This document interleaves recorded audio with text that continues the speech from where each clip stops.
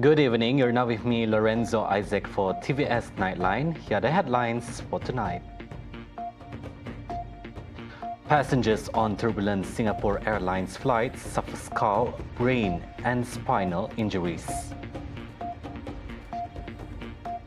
Sarawak remains committed to partnership with China through exploration in sustainable development. Meanwhile, the Sarawak government will construct 2 dry ponds in BATU KAWA to address frequent floods.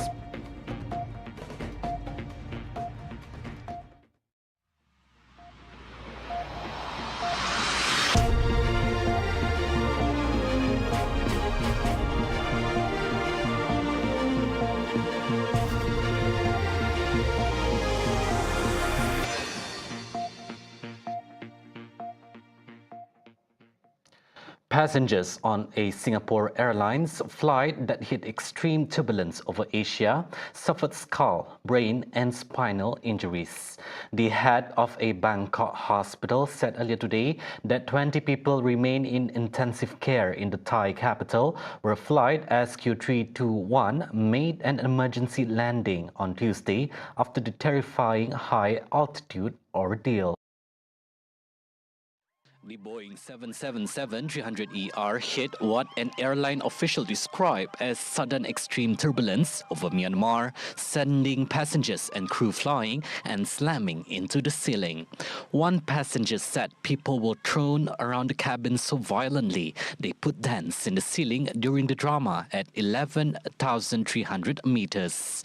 A 73-year-old British man died and 104 people were injured on the flight, which was carrying 211 passengers and 18 crew from London to Singapore.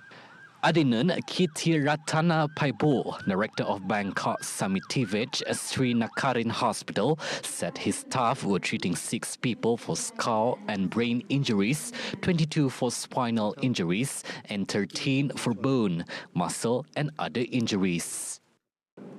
Our doctor ever treat this kind of disease, this kind of accident according to the air turbulence?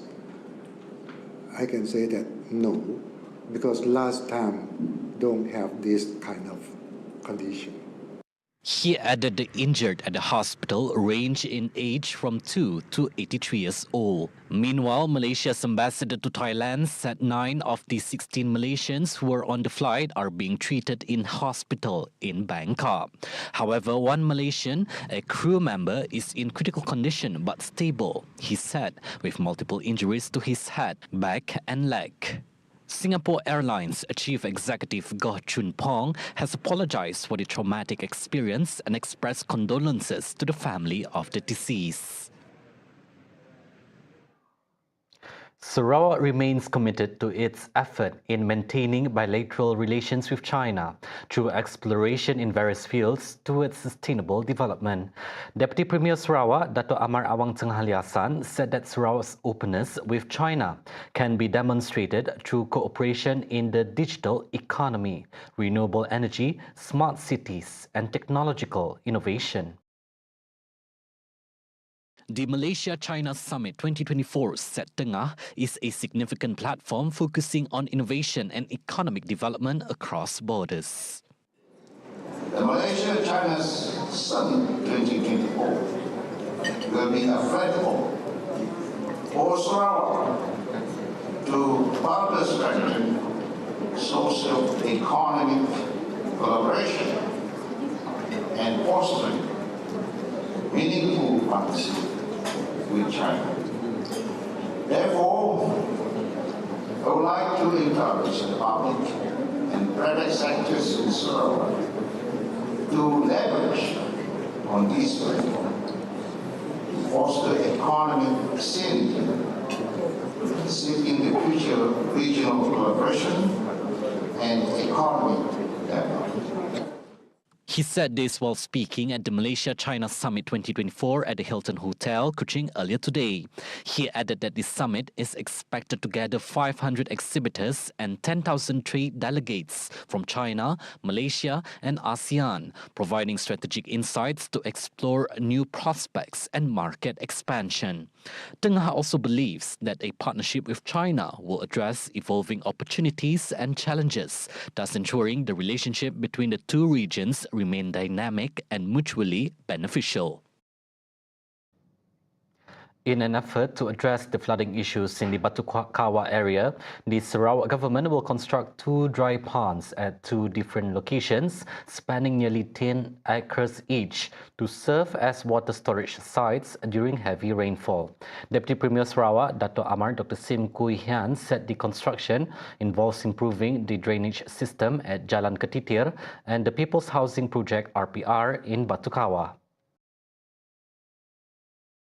The 2 projects are projected to cost over 42 million ringgit and are set to commence on May 24, 2024, with completion within 2 years. Both water storage spaces are being constructed concurrently, with each having an area of 5.4 acres of Jalan Ketitir and 4.2 acres at RPR BATU KAWA at a depth of 2 meters.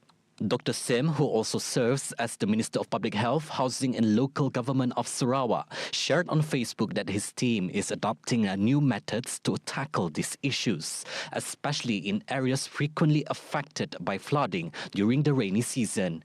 He described it as a proactive step to mitigate and solve the flood problems caused by excessive rainwater that cannot be quickly channeled to the nearby Mount Kanan River. He noted that these projects were handed over to 2 qualified contractors via an open tender for the construction of the first phase, which is overseen by the Director of the Department of Irrigation and Drainage DID Sarawak, Dato' Insinyur Ahmad Dani Ahmad Fauzi.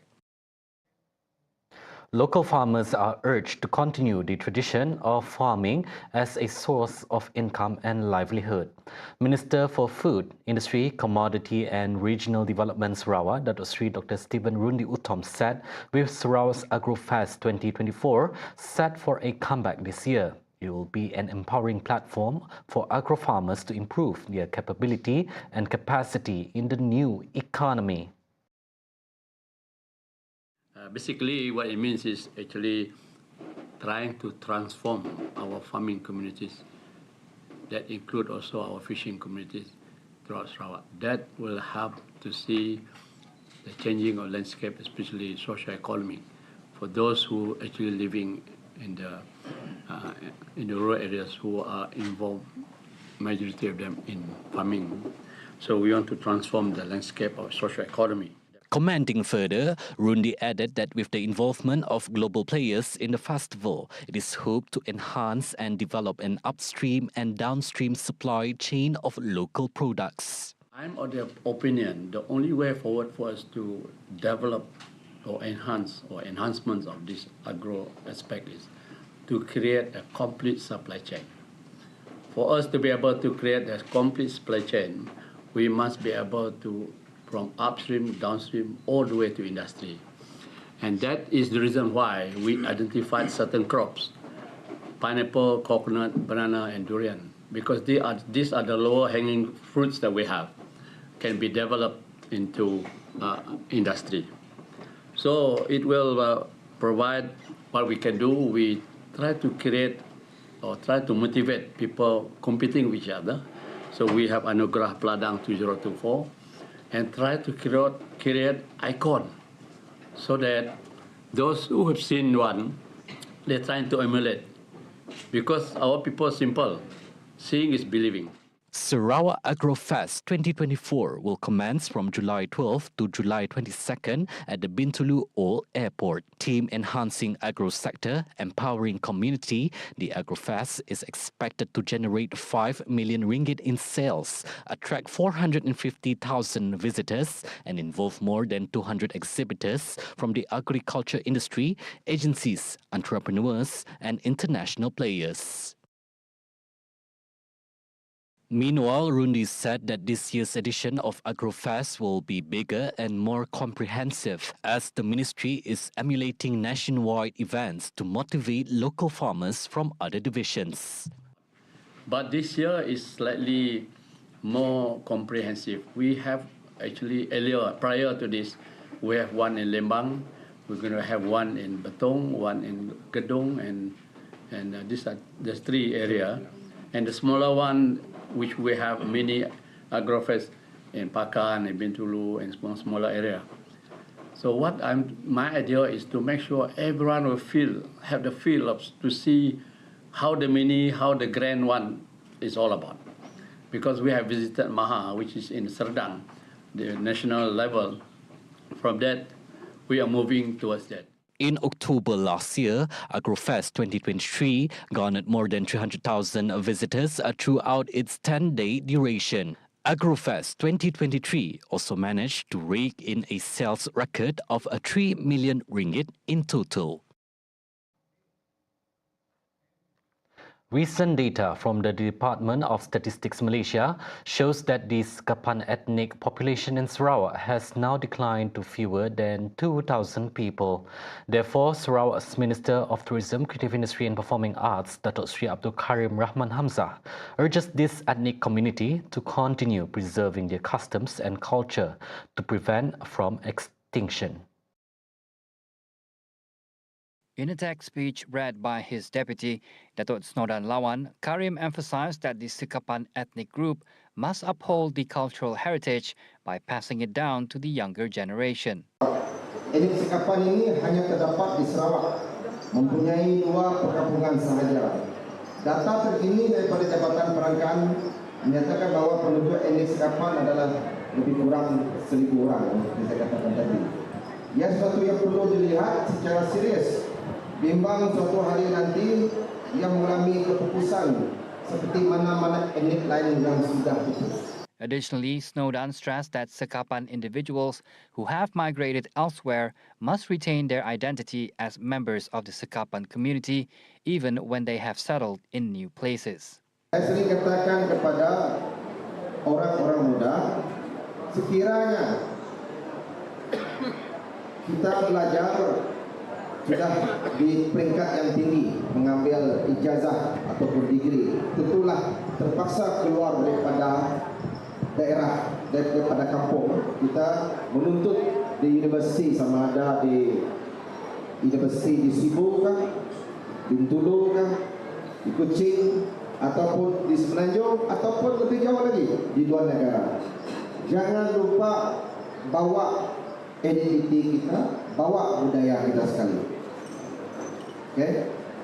Kalau mereka belajar di Semenanjung, di luar negara, nih, pakai baju ni, bawa, this is your identity. Kalau kita iban, kita main baju burung. Sidak Dayung, main sidak burung mereka sendiri. Orang Ulu dan orang dan sebagainya. Bawa. Karena saya paham, karena saya tahu, di universiti mesti ada majlis-majlis tertentu, majlis makan malam. Di situlah kita pakai baju dan pamerkan budaya kita. Pamerkan. He said this in his speech while officiating the Sekapan Culture Recognition Program in Belaga on Wednesday. The Sekapan Culture Recognition Program, organized by the Belaga Sekapan Association, is a noble effort by the ethnic group to elevate the cultural values of the Sekapan. Belaga State Assemblyman Datuk Lewan Lagang pointed out that through this program, the community in Belaga, especially the youth, can be exposed to their identity while preserving the customs and culture of the Sekapan ethnic group. Kadang-kadang kita yang tua begini pun sudah tidak memahami budaya. Ini kan anak-anak muda kita. Amat tepat dan sesuai sekali. Pada pagi ini kita didedahkan dengan budaya oleh mereka yang arif, mereka yang telah membuat kajian mengenai budaya, yang mempunyai rekod penulisan mengenai budaya. Budaya merupakan satu aspek kehidupan sesebuah masyarakat, dan sebuah masyarakat yang bertemadun, sebuah masyarakat yang baik, sebuah masyarakat yang ada identitinya, biasanya dikenali dengan budaya sopan santun yang tinggi nilainya. Saya percaya dan yakin juga Sekapan mempunyai budaya yang merupa demikian. To support the efforts made by the Belaga Sekapan Association, the Sarawak government has allocated 15,000 ringgit to help the Sekapan ethnic group carry out such activities. The Sekapan ethnic group is one of the sub-ethnic groups that form what is known as the Kajang ethnic group under the Orang Ulu community in Sarawak. The Sekapan population was recorded at 3,000 people in 2010. However, after 13 years, the Department of Statistics Malaysia saw a decline in their population, which now stands at only 2,000 people. Coming up right after the break, flights for 56 Hajj pilgrims rescheduled. And in world news, Norway shuts its border to Russian tourists. Right here on Tvs Nightline, stay tuned.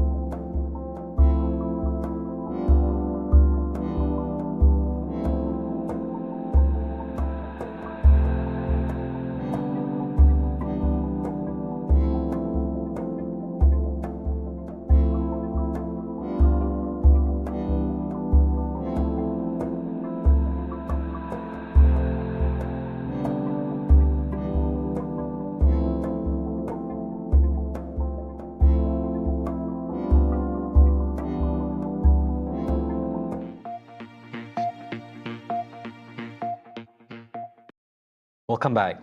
56 prospective Hajj pilgrims who were supposed to depart for Hajj today had their flights rescheduled.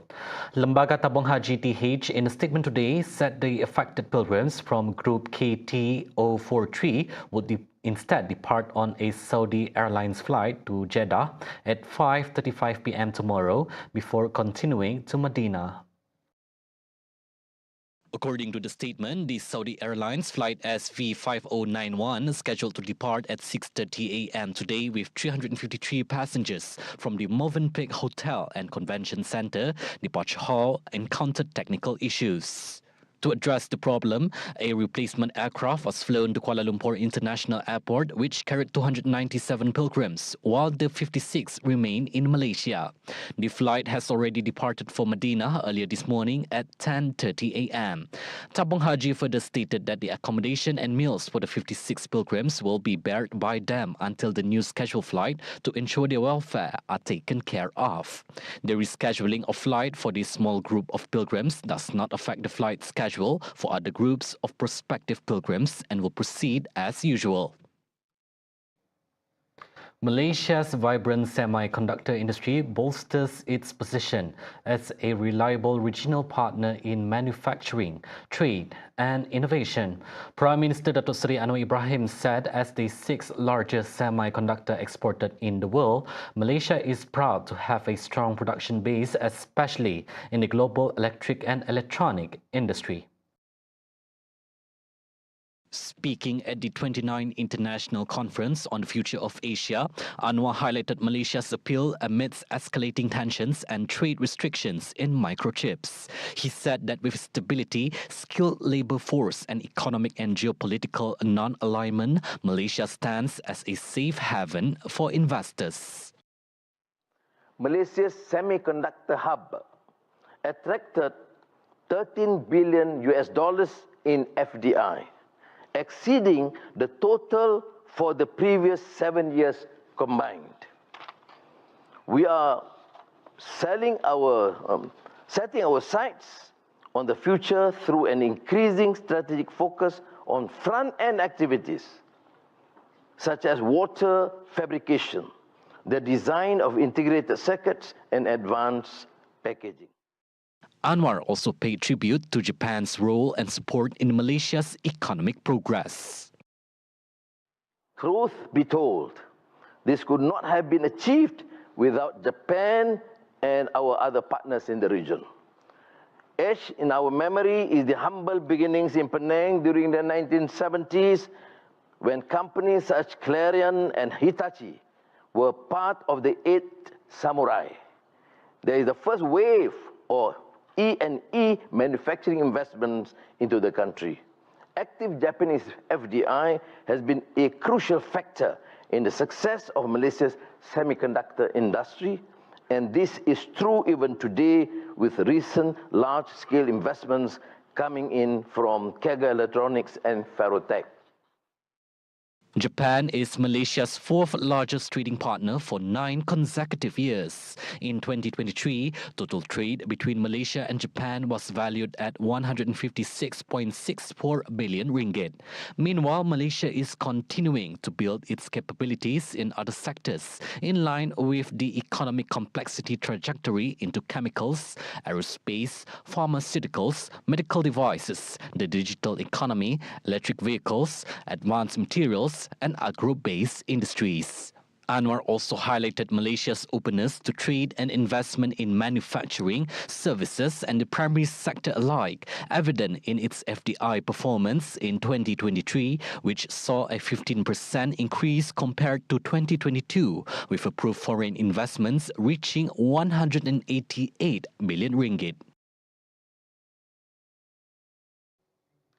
The government has agreed to implement the retargeting of fuel or diesel subsidies for users in Peninsular Malaysia, expected to be effective this year.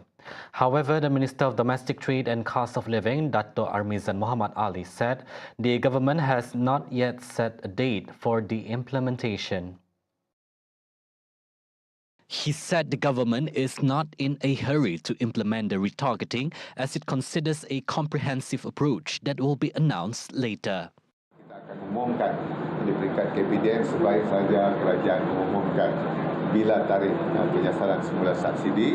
Kita akan mengumumkan apa pendekatan kita dalam memastikan tidak ada pihak yang melakukan pencatutan terhadap barang-barang keperluan. He emphasized that the implementation is not an elimination or abolition, but a retargeting of fuel and diesel subsidies. It includes a mechanism for adjusting retail diesel fuel prices according to the targeted groups and mechanism for providing social assistance outside petrol stations to those highly dependent on the fuel. Dato' Armizan said the government is thus drafting the targeting mechanism to achieve the government's goal of ensuring that diesel fuel subsidies are used only for targeted groups. Untuk kita melaksanakan mekanisme untuk menentukan pemberian dan golongan sasar bantuan sosial itulah yang diperkukuhkan dari masa ke semasa oleh kerajaan. Kerana kita tidak mahu hasrat kita adalah untuk menyasarkan semula subsidi bahan api diesel kepada golongan sasar, maka kita tengah merangka mekanisme untuk memastikan tidak ada mana-mana pihak yang layak dan perlu dibantu itu akan terlepas pandang. He said this after the fleet card system submission session for the subsidized diesel area at the Klang North Rest area, North Klang Straits Highway, earlier today. On May 21st, Prime Minister Dato' Seri Anwar Ibrahim, through a national address, announced that the Cabinet agreed to implement diesel subsidy targeting users in Peninsular Malaysia, involving 10 types of public transport vehicles and 23 types of goods transport vehicles under the subsidized diesel control system.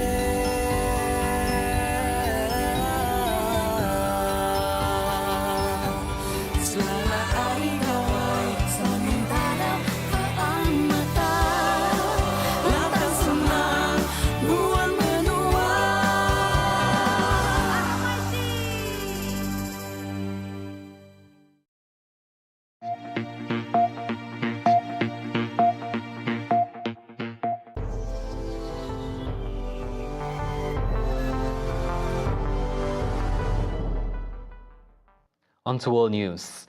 Most Russian tourists will no longer be able to enter Norway as of May 29, following Norway's announcement to close its border to Russian tourists. This effectively shuts off their last direct access to the border-free Schengen area in Europe. Minister of Justice and Public Security Emily Enger-Mel said Norway, which shares a 198-kilometer border with Russia in the Arctic, decided to tighten the entry rules. In line with the Norwegian approach of standing by allies and partners in the reactions against Russia's illegal war of aggression against Ukraine. He added that Norway, a member of NATO but not of the European Union, has stopped issuing most tourist visas to Russians in spring 2022 after Moscow invaded Ukraine. However, holders of long-term visas that had been issued before or those who had visas from other Schengen member countries could still cross via the Storskog-Boris Gleb border crossing, the only one between the neighbors. But exception will be made for work and study and those visiting close family residing in Norway. Although not a member of the EU, Norway works closely with the bloc, which had already adopted similar measures towards Russians in the wake of Moscow's invasion of Ukraine in February 2022. The Schengen border-free area includes most European countries and allows people to travel safely within its borders. British Prime Minister Rishi Sunak has called a national election on July 4th, saying Britons would be able to choose their future in a vote his Conservatives are widely expected to lose to the opposition Labour Party after 14 years in power. Ending months of speculations as to when he would call a new vote, the 44-year-old Sunak stood outside his Downing Street office in pouring rain and called the election several months earlier than expected, a risky strategy with his party far behind Labour in the opinion polls. Earlier today, I spoke with His Majesty the King to request the dissolution of Parliament. The King has granted this request, and we will have a general election on the 4th of July. Those were the updates on Tvs Nightline. I'm Lorenzo Isaac. Thank you for watching and have a good night.